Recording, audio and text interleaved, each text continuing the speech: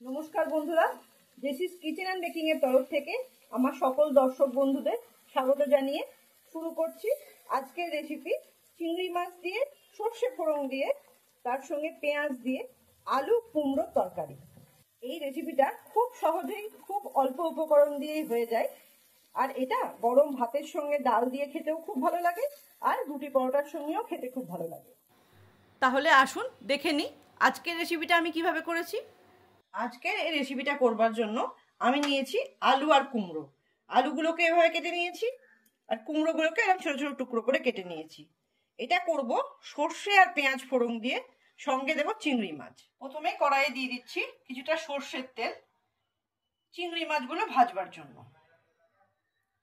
এখানে আমি 2 চামচ সর্ষের তেল দিলাম।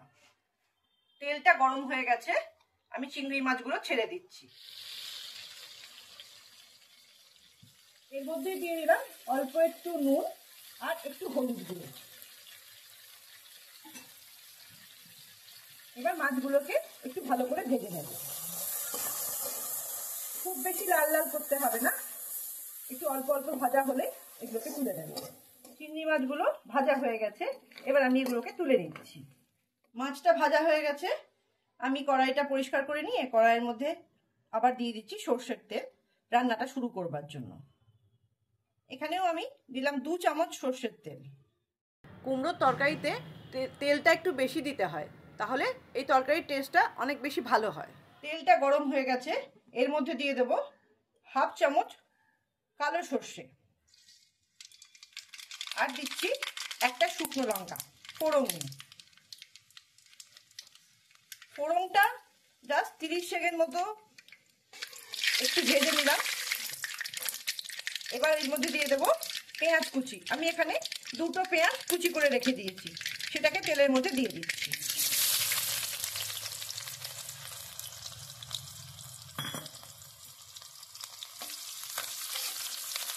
মিডিয়াম ফ্লেমে পেঁয়াজটাকে মিনিট 2 একটু ভেজে নেব সর্ষে আর কাঁচা লঙ্কা শুকনো লঙ্কার সঙ্গে। পেঁয়াজের কুচিগুলোকে আমি মিনিট 2 মতো ভেজে নিয়েছি মিডিয়াম ফ্লেমেই রেখে। এবার এর মধ্যে কেটে রাখা আলু আর কুমড়োটা দিয়ে দেবো। পেঁয়াজটা খুব বেশি ভাজলাম না, কেননা আলু কুমড়োর সঙ্গেও পেঁয়াজটা তো আবার ভাজতে হবে, সেই জন্য।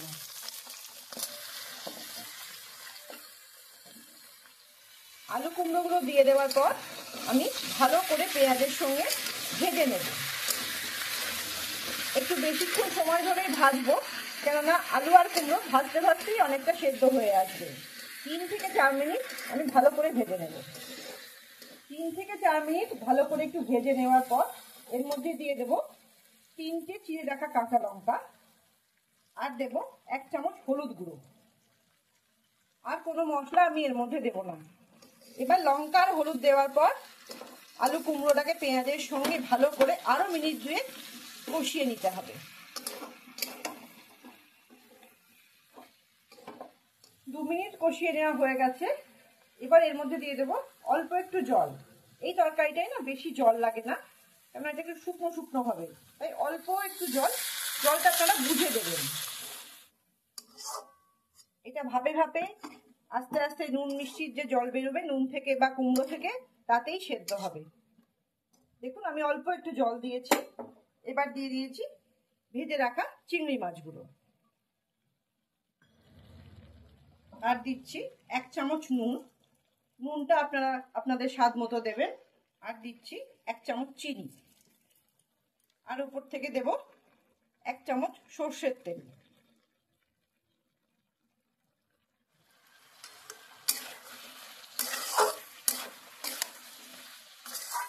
মিশানো হয়ে গেলে গ্যাসের ফ্লেমটা লো টু মিডিয়ামে রেখে ঢাকা দিয়ে দেব সেদ্ধ হবার জন্য প্রায় 5 থেকে 6 মিনিট।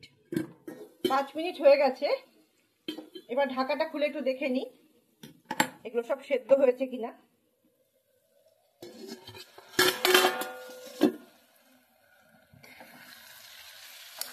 দেখুন অল্প জল দিয়েছিলাম, দিয়ে ঢাকা দিয়ে রেখেছিলাম কম আছে, কি সুন্দর মাখা মাখাও হয়ে গেছে, এদিকে সেদ্ধও হয়ে গেছে।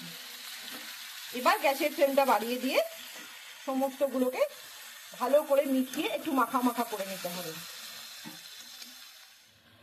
রেসিপিটা যদি আপনাদের ভালো লেগে থাকে তাহলে একটা লাইক দিয়ে চ্যানেলটাকে শেয়ার করার জন্য অনুরোধ রইল।